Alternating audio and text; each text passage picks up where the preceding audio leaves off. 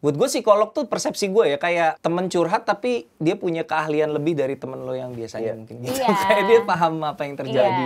Nggak, tapi aku pernah ke psikolog, terus psikolognya ngomong gini, kamu lagi nggak research buat film kan?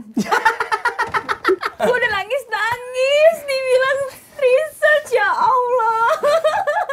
Iya, pas kita dengar Kukira Kau Rumah kayaknya kayaknya Kukira Kau Rumah nyambung juga ya ke cerita ini dan bahkan lebih nyambung kan. Setelah lagu itu terus kalian buka obrolan sama Amigdala. Betul, buka obrolan sama Amigdala. Umay sih yang ketemu sama Bandung. Sebagai sesama penyanyi ya kan? Iya. Halo, gue Umay KFC.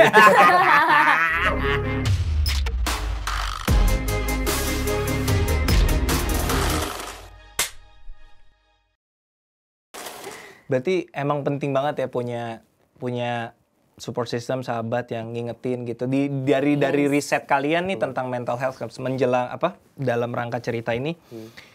Apa sih yang paling dibutuhin sebenarnya teman-teman perlu apa sih kalau misalnya menyadari kayaknya there's something wrong with me atau mentally gue perlu do something about it. Apa yang paling dibutuhin sama teman-teman biasanya? Seek for help sih. Yeah. Seek for Jangan help. takut ke Professional help. Professional. Iya. Jangan maksudnya Jadi nggak diagnosa diri sendiri juga. iya, stigma itu kan selalu nempel ya, maksudnya kayak ke psikiater atau ke psikolog langsung dicap gila lah apa segala macam kayak ya di film ini kan juga maksudnya ngasih lihat bahwa ada ya kalau lu ngerasa sesuatu ya ke psikiater gitu loh, lu jangan takut gitu. Iya, gue juga. Kalau on that note sih gue setuju banget. Teman-teman juga mungkin kalau baca buku Imperfect juga tahu Meira istriku juga ke psikolog dan satu pertemuan gue sempat nemenin karena psikolognya emang bilang pertemuan berikutnya suami lo ajak gitu. Gue pikir nih bakalan gimana gitu kan, masuk ruangan ngobrol. Buat gue psikolog tuh persepsi gue ya kayak temen curhat tapi dia punya keahlian lebih dari temen lo yang biasanya mungkin gitu. Kayak dia paham apa yang terjadi. Temen curhat yang nggak tahu lu siapa, lu backgroundnya apa, kecuali yang datang berlakukan sini kayak, oh ini pernah pacaran sama ini. Kalau kita maksudnya kalau gua gitu kan datang kayak dia nggak tahu apa-apa tentang gua, jadi nggak bakal ada. Siapa tahu dia koleksi album KFC dari awal. Iya. Nggak, tapi aku pernah ke psikolog, terus psikolognya ngomong gini, kamu lagi nggak research buat film kan? Psikolognya suzon. Tuh kayak gitu, Pril. Curiga sama orang. Gue udah nangis, dibilang research, ya Allah. Gila ya. Itu beneran nanya gitu, bukan bercanda tuh? Enggak, beneran. Oh wow. Ya aku udah nangis kan. Lu blacklist ya, nggak sih gini. Kamu nggak lagi research kan? Soalnya takutnya kamu kesini hanya untuk research. Wow. Kalau mau positive thinking berarti dia menganggap acting lo sebagus itu. Mungkin ya positive thinkingnya gitu ya. Ya, acting lo sebagus itu sampai dia mikir, orang ini kayaknya cuma riset. Iya, kayaknya gitu ya. Jadi kayak, oh enggak kok, enggak ada project apa-apa yang berhubungan sama ini. Tapi lo tetap ke dia nggak? Enggak. Ganti psikolog? Ganti. Tega juga ya. Kok dituduh begitu. Tapi professional help, I totally agree. Terus anything else like sahabat atau kayak orang tua gimana in your experience? Maksudnya kadang-kadang orang tua juga bisa jadi tempat mengadu tapi seringkali juga menjadi bagian dari masalahnya atau gimana? Tapi kalau dari perspektif orang yang mengalami, menurut gue berharap orang lain akan nolongin itu jangan pernah ada sih di kepala. Maksudnya jangan, kalau dari sisi gue jangan pernah berekspektasi bahwa orang akan akan datang untuk nolongin lo gitu. Tapi perspektif itu harusnya ada di orang lain yang ngelihat kerabatnya atau keluarganya. Maksudnya saat mereka ngerasa tidak baik-baik aja, ya sudah, mungkin gue bisa bilang seradikal, lu harus bertanggung jawab atau maksudnya untuk ada di sebelah dia tanpa judgment. Be there for your friends ya. Gitu sih. Atau sekedar kalau ke orang tua atau sahabat, sebenarnya mereka ngedengerin aja udah cukup sih tanpa ngasih solusi apapun. Jadi kalau cuma misalnya pengen didengar doang. Iya, cuma pengen didengar aja kan. Kalau ke profesional kan karena dia emang itu bidang dia tahu terapi apa yang cocok buat kita, yang bisa kita lakuin sendiri di rumah, yang kalau misalnya kambuh ke trigger kita bisa lakuin, atau kalau ke psikiater dikasih obat gitu. Nah, kalau keluarga sama sahabat kita cuma pengen apa ya? Kalau aku ngerasanya cuma pengen numpahin aja supaya nggak kependem terlalu lama gitu. Cuma pengen cerita tanpa dijudge, Tanpa malah ditanya-tanya. Tanpa dikasih solusi even. Jadi kayak ya udah cuma didengerin aja gitu. Ya makanya kalau ini spoiler alert ya, saya kalau di film Kukira Kau Rumah kan ada dialog yang lu jangan ada di sini karena lu kasihan sama gue. Tapi karena emang lu pengen ada di sini gitu loh. Ya itu sih yang seharusnya dilakukan sama orang-orang yang berada di lingkungan atau berada atau dia punya orang yang memiliki mental illness gitu. Karena yang punya mental illness tuh juga punya insecurity, kayak misalnya nih nemu pasangan nih, terus akhirnya pasangannya tahu kita kenapa gitu. Terus kita langsung insecure tuh, apakah dia sebenarnya ada di sini karena dia ngerasa itu tanggung jawab dia sebagai pacar, karena kita kenapa-kenapa, atau mental illness kita dijadikan senjata untuk dia, kayak tuh kan gue bisa ada buat lu gitu. Prilly itu gini, makanya dia kayak gitu. Makanya banyak yang nutupin karena ngerasa itu karena aib. insecure, jadi kayak duh takutnya kalau dia tahu nanti dia ngerasa dia bertanggung jawab atas ini. Terus nanti kalau misalnya gue kenapa-kenapa dia ngerasa nanti gue gimana-gimana gitu. Makanya Rumit banget ya. rumit banget karena kita juga punya insecure itu kan, kayak duh gimana nanti kalau dia tahu gini punya gitu. Iya, it's a very complicated yang sayangnya gue relatability terdekat gue adalah istri gue gitu, tapi gue sendiri belum pernah mengalami sampai kayak kalian. Cuman ya gue jadi ngerti gitu kenapa kalian merasa ini cukup penting untuk dijadikan film, karena emang gue juga percaya film adalah salah satu medium paling efektif buat menyampaikan pesan gitu kan. Ya, kita mulai masuk ke tadi ceritanya udah kebayang, udah di lock. Oke. Gue produser, lo sutradara, mari kita bikin cerita tentang yang membahas soal mental health, and then lo bikin cerita, and then baru setelah ceritanya jadi baru denger lagunya. Apa gimana tuh? Proses sama lagu Kukira Kau Rumah. Jadi ceritanya udah ada? Ceritanya udah ada.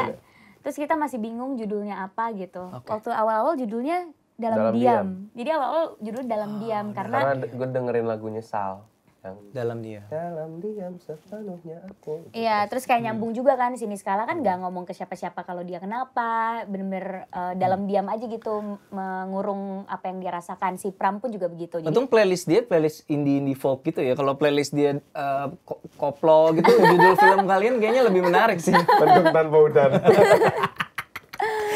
Playlistnya kayak gitu-gitu. Ya udah tadi Dalam Diam, terus kita dengerin lagu Kukira Kau It's a nice Rumah. title tuh.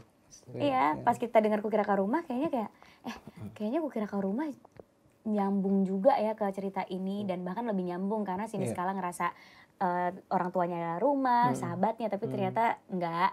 Terus Pram juga ngerasa Nih Skala ada rumahnya, ternyata ada something yang terjadi gitu. Kau yang singgah tapi tak sungguh.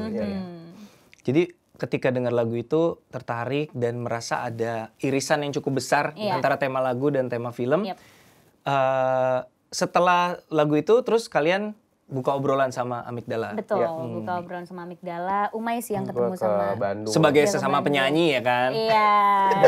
Halo, gue Umay KFC. Ya gue ke Bandung ketemu sama timnya Amigdala, terus mereka sempat nggak mau di awal. Oh gitu? Iya, karena nawarin lu. Kalau Joko Anwar yang datang, boleh nggak lagu kalian? Boleh. Oh boleh. Umay yang datang, hah? Gue bisa mengerti sih, May, penolakan itu. Iya. Terus. Bahasa halusnya dari mereka adalah mereka nggak pengen lagunya tuh ngebuat pendengarnya terbatas interpretasinya gitu loh. Jadi Make kayak sense. Amigdala tuh ngerasanya bahwa film ini adalah interpretasinya Amigdala mengenai lagu Kukira Kau Rumah. Oh, itu yang makanya di beberapa kali kesempatan lu mencoba untuk mendisklaim itu. Iya. Dan ya gue bilang sama mereka bahwa ini interpretasi gue sebagai fans kalian gitu, sebagai fans lagunya Kukira Kau Rumah. Sama aja kayak ada orang di YouTube atau di Instagram bikin puisi-puisi terus diisi sama lagu lo, terus mengartikan lagu lo. Ya apa bedanya sama gue yang mengalihwahanakan lagu lo ke film? Gitu aja sih sebenarnya. Terus akhirnya di akhir pertemuan itu langsung oke. Atau lu pulang dulu ke Jakarta? Gue pulang dulu ke Jakarta nunggu cukup lama. Curhat dulu, nggak mau kayaknya ini Amigdalanya gitu. Curhat dulu ke aku. sabar kalau nggak mau kan masih ada lagu lain. Bisa dipelesetin Kukira Kau Apartemen gitu. Gak poetik ya maknanya sih. Oke. Saya akhirnya abis itu mulai nulis skenario. Kenapa bisa sampai 13 draft tuh? Kenapa sih kalian? Maksudnya yang berubah dari draft 1 ke 13 itu the whole thing? Atau? Yes. Ya. Draft 1. Gimana ceritanya? Draft 1 tadinya film ini mau perspektifnya Niskala. Oke. Jadi yang VO Iya. tuh harusnya Niskala gitu Oke. yang membaca narasi. Iya. Tapi abis itu kayaknya enggak deh. Kayaknya harusnya si Niskala itu yang dilihat sama orang karena orang ngelihat sosok Iya. manusia yang punya bipolar disorder itu seperti apa dan sebenarnya apa yang mereka rasain. Jadi Oke. seperti kita aja kalau kita ngelihat orang yang punya bipolar Oke. disorder pandangan kita apa, Oke. tapi belum tentu itu yang dia rasain kan. I see. Itu itu salah satu pertanyaan gue, kenapa pakai perspektifnya Pram gitu. Karena itu perspektif yang terjadi di mana-mana gitu. Kayak orang kalau I ngelihat ada see. yang bipolar disorder pasti ngejudge dulu, I apa dulu. see. Paling cuma kayak aneh banget sih nih orang, kenapa ya nih orang. I see. Baru abis itu penjelasannya Iya. ini loh yang sebenarnya terjadi Karena kayak kan gitu. statementnya gua pun juga mengenai pentingnya support system Iya, iya. untuk orang yang mengalami gangguan kejiwaan kan. Jadinya makanya kenapa pakai perspektifnya Pram gitu loh ketimbang perspektifnya Niskala. Oke, di draft keberapa di switch perspektif Niskala ke perspektifnya Pram? 8 apa? Oh, Iya. udah lumayan jauh ya? Iya, jauh. jadi kita udah sempat jadi dulu, terus revisi, abis itu diem dulu. Itu udah ada Dinda, udah ada Anus segala macam. Udah. Udah. Terus dari awal, 2 kali Reiki. Karena berubah cerita. Oh, iya berubah Reikinya tuh kayak ceritanya. ulang lagi dari awal. Ulang gitu. lagi dari awal, terus akhirnya oke di draft 8 kayaknya dia ngomong kayaknya gue mau rubah ini ke perspektifnya Pram deh. Kenapa emang? Soalnya gini. Ya udah lu tulis aja dulu. Tulis lagi. oh, perubahan dari draft. Itu 7 ke 8 apa 8 ke 9, sorry? 8 ke 9. 8 ke 9 berarti berubahnya Berubah total. drastis ya. Yes, berubah Sampai yang lu total. bilang Reiki ulang itu berarti ini skenario versi 1, versi 2 Versi gitu. 2, iya. Dan fun fact-nya, lo nonton ada Mbak Jenny Chang kan di Iya. terakhir. Scene itu ditulis di WhatsApp Ditulis di WhatsApp. sehari sebelum. Sehari Nggak, sebelum take. adegan itu nggak ada. Tadinya adegan itu nggak ada. Nggak ada. Sehari sebelum terus gua ngerasa besok kita masih ada syuting di sini nggak? Enggak. Tapi bisa di book nggak setengah hari? Bisa. Ya udah kita syuting satu scene di sini. Jadi udah 13 draft aja 13 tetap ada adegan baru yang dia create. Biasa. Iya, nggak apa. Kita yang panik. Iya. Nggak Kita yang biasa panik. sih buat gue yang debut. Iya, apapun juga nggak biasa karena lu baru pertama kan. Iya sih. Terus kita yang panik kayak, hah? Ntar dulu Mai, cek budget dulu ya. Untuk nyewa setengah hari. Oke, nanti kita masuk ke produksi juga. Gue masih pengen ngebahas soal story-nya nih. Dari kita bahas perspektifnya Niskala, switch ke Pram. Tapi dari keresahan mental health itu, kan kalau Prilly personally PTSD.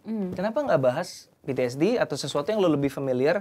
Kenapa berani men-tackle sesuatu yang lebih berat lagi gitu? I mean, in general kan mungkin kita lihat panic attack, Iya, anxiety, PTSD gitu kan sesuatu yang buat gue lebih nggak seberat bipolar gitu. Ya mungkin karena PTSD tidak seberat bipolar, jadi aku ngerasa bipolar lebih perlu dikasih tahu ke publik bahwa ini loh yang mereka rasain gitu. Karena kalau PTSD yang aku rasain itu kan post traumatic stress disorder. Iya.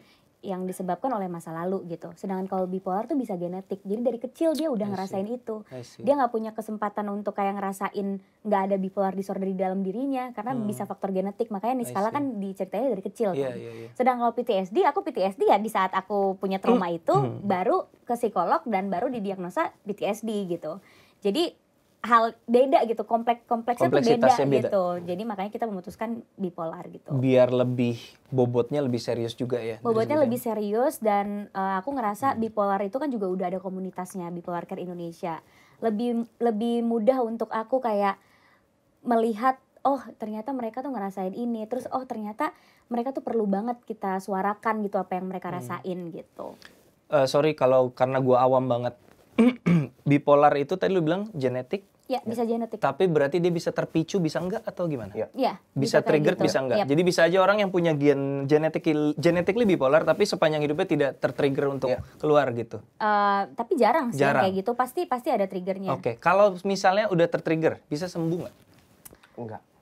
Nggak bisa sembuh total. Tapi bisa Bisa Bisa dikurangi. di- Jadi kayak mungkin minum obat dulu, tapi udah setelah beberapa lama diberhentiin obatnya, tapi diganti dengan terapi-terapi lain gitu yang lebih ringan.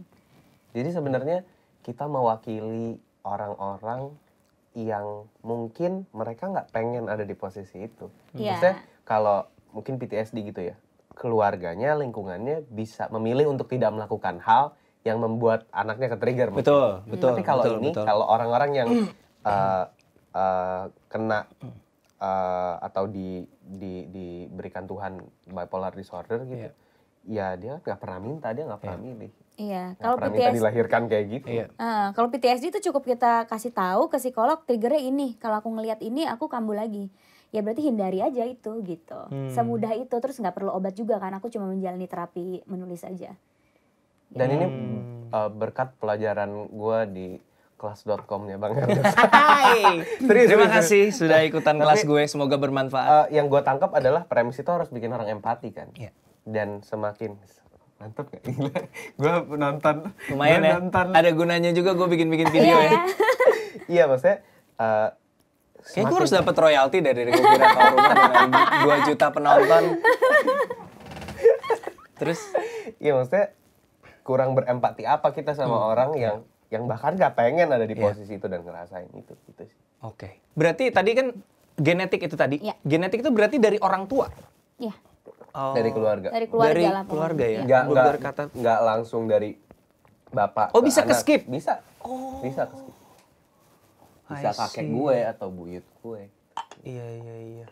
So, intinya buat teman-teman yang struggle sama mental health, support system is very important. Yes. Dan jangan lupa seek professional help. Yes. Betul. Dan jangan malu untuk mengakui kalau kita nggak baik-baik aja sih. Oke. Dulu aku malu sih. Dulu ada prosesnya. Dulu aku kayak untuk tahu gue PTSD nanti orang kepo lagi apa yang gue alami di masa lalu. Dan ternyata kepo nggak, beneran kepo nggak? Iya pastilah, Pasti misalnya ya? kayak ya aku PTSD, kenapa? Nah kenapanya itu kan aku nggak bisa ceritain karena itu adalah sesuatu yang udah aku kubur dalam-dalam gitu. Bahkan misalnya ganti psikolog aja tuh capek lagi ceritainnya, kayak capek lagi ceritainnya terus terus akhirnya baru nyadar, gila di psikolog yang kemarin gue nggak cerita nih yang ini gue cerita. Jadi karena banyak banget yang pengen kita kubur dalam-dalam kan, emang itu udah otomatis aja. Nah makanya jadinya males, malu untuk ngomong, nanti orang kepo kenapa gue bisa PTSD gitu-gitu, emang kenapa, mager kan. Nah cuma sekarang kayak udah cuek aja sih, iya gue PTSD karena sesuatu hal yang terjadi aja. Iya, teman-teman, itu salah satu hal yang dialami istri gue juga ketika ketemu psikolog. Jadi ada satu masalah yang dia nggak tahu. Kita tahu, kita merasakan efeknya, tapi kita nggak tahu nih sebenarnya akarnya apa. Iya, iya. Diulik. Ketemu, iya. Oh ternyata dulu tuh pernah ada ini. Iya. Kita pikir itu lewat begitu Udah saja, lewat. ternyata dampaknya sampai sekarang gitu. Dampaknya Nah sampai hal-hal kayak sekarang. gitu yang mungkin tidak bisa didapatkan dari curhat lewat temen ya. Iya, makanya kan kalau ke psikolog ya pasti kita disuruh isi form dan menjawab banyak buat pertanyaan kan. Waktu itu aku sebelum konsul ngejawab ada kali 125 pertanyaan.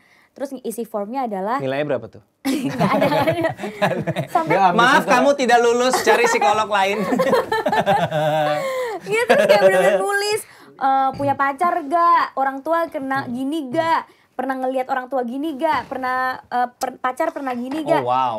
Panjang banget sampai yang kayak gila diulik nih semua cerita gue. Tapi akhirnya itu yang membantu psikolognya akhirnya Emang pacar ngajak. lo pernah gimana? Ya. Aduh. Ini untungnya ini bukan talk show yang seperti itu, Prilly. Kita masuk ke produksi Kukira Kau Rumah. Keterlibatan Pak Monty sejauh mana? Sangat terlibat. Sangat jauh. Sangat jauh. Sangat jauh. Ya karena kan pada saat itu kita kayak apa ya, kayak membutuhkan sosok yang bisa mengarahkan kita. Aku pertama kali jadi produser, Umay pertama kali jadi sutradara. Kita butuh sosok yang bisa marahin kita, bisa meyakinkan kita kalau kita lagi insecure dan segala macam, dan itu adalah Pak Monty. Tapi ada keterlibatan secara, ketika di lokasi gitu. Oh iya, dia datang. Iya. Scene ending, scene rooftop itu, gue tuh bener-bener blank. Karena yang kan gue ceritain di Instagram gue kan, gue se-overwhelm itu untuk take scene itu. Seberat itu scene-nya buat gue. Dan gue seblank itu untuk nentuin akan kayak gimana ya. Maksudnya gue udah bikin catatannya, shortlistnya udah gue bikin segala macamnya. Tapi pas udah masuk situ, anjing gue lost nih gitu.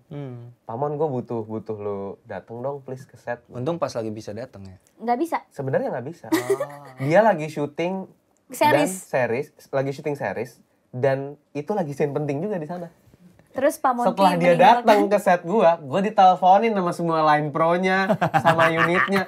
Pak Monty kemana? Kenapa lu suruh ke sana? Hah? Gue cuma bilang, Pamon gue butuh lu aja. Kalau nggak bisa datang, telepon aja nggak apa-apa. Datang dia? Datang. Padahal lagi syuting? Lagi syuting. Luar Dan biasa. scene penting di sana. Emang dia udah melihat sesuatu dalam diri lo berarti. Mungkin ya. Mungkin. Dia Atau datang. emang dia pure kasihan kayak ini satu anak bawang. Nah, buang di Bukan dalam WhatsApp kasihan grup ini sih. yang paling suram masa depannya kita angkat dikit yuk gitu. Dia sayang sih sama kita berdua. Iya, Dia iya. nggak mau kita Iya. berdua sampai gagal atau kehilangan arah gitu. Jadi dia datang, duduk, briefing, lama banget briefing. Akhirnya itu kita tag seharian itu kan. Emang untuk satu hari untuk sini itu doang. Jadi berarti perannya lebih ke kayak consulting gitu ya. Iya. Kayak Supervisor. iya, Supervisor. penasehat gitu ya. Berarti lo Pril sebagai, karena kan gini kalau kita bicara sutradara jelas lah perannya. Produser itu kan bisa macam-macam nih. Iya. Bisa kayak gue beberapa kali jadi produser itu pure produser kreatif. Artinya gue nggak nyentuh yang lain-lain selain daripada dari mulai naskah sampai piklok lah kasarnya gitu, kreatifnya gitu. Nah dalam kasus ini berarti lo semua ya, as in Ya. funding Iya. lo yang nyari, Iya. budgetnya Iya. lo yang nyari, yang kontrol budget tektokan sama line produser juga lo gitu. Ya ada tim yang bantu gitu. Iya. Cuma dari awal. Tapi itu masuk wilayah lo juga iya, maksud masuk gue. wilayah dan kreatif pun juga. Ya, karena kayak tektokannya kita kan dari awal berdua. Iya. Terus baru abis itu breakdown nih, oke bagi tugas ya, tugas gue apa, oke kita nyari funding dan segala macam, kita ngatur segala macam sama investor, presentasi dan segala macam, ngatur budget. Baru abis itu ya udah dijalanin aja semuanya jadi. Tapi itu jadi belajar sih. Makanya gue Jadi kayak sekolah lagi. sempat marah waktu, bukan marah sih, mungkin kayak sensitif dikit waktu press conference ada yang wartawan yang kayak kesannya Prilly itu cuma emang ada di namanya produser doang. cuma namanya doang. Langsung gue yang jawab, gue yang heckling, gue bilang kayak ya dia sampai Zoom call aja, nih gue masih ada fotonya. Zoom call sama kru aja dia ikut gitu loh. Maksudnya ya mungkin emang banyak yang kayak gitu. Even di bangku sutradara aja banyak kok yang namanya doang sebagai sutradara padahal yang ngerti. Siapa tuh Mai? Siapa Pril? Enak tuh jadi thumbnail tuh, sutradara baru Star Syndrome udah berani menghina sutradara lain. Gue gak menghina. Iya. Gak ada yang salah. Bercanda Mai, santai Mai. Gue tuh lagi takut. Gue tadi telat aja tuh gue takut. Anjing, ntar gue dikira Anak baru Star Syndrome, Itu film dia. pertama telat setengah jam Umay Syahab. Lagi ulang tahun kita kasih fur, lagi ulang tahun. Semalam mungkin birthday surprise-nya terlalu menyenangkan, tidurnya larut malam, bangunnya terlambat. Enggak, tapi makanya gue nanya karena gue juga wondering ini Prilly kreatif tuh, produser tuh produser apa? Apakah produser as in kreatif kayak godok cerita, dan pengadegan dan semuanya? Apakah bener-bener sampai ke funding, sampai ke Semua dikerjain. semuanya berarti ya? Semua dikerjain. Karena mungkin kita kan kekurangan tim kan. Waktu awal-awal bikin kan mau siapa yang jadi produser kreatif. Jadi Sinemaku tuh berapa orang? Sinemaku saat ini hanya 1, 2, 3, 4, 5. 3 orang lain ngapain tuh? 3 orang lain ngapain? 2 itu membantu Umay untuk ngegodok cerita dan skrip. Satunya membantu aku untuk mengurus behind the scene ya, behind the everything. Manajerialnya. Yes. Lalu jadi punya development team di dalam Sinemaku? Wow. Soalnya kalau enggak dia puyeng, nanti semua aku serahin ke dia. Karena liability gue nulis, gue bisa ngoceh ceritanya ke sini. Tapi kalau udah nulis nih udah harus megang laptop gitu, harus nulis hilang.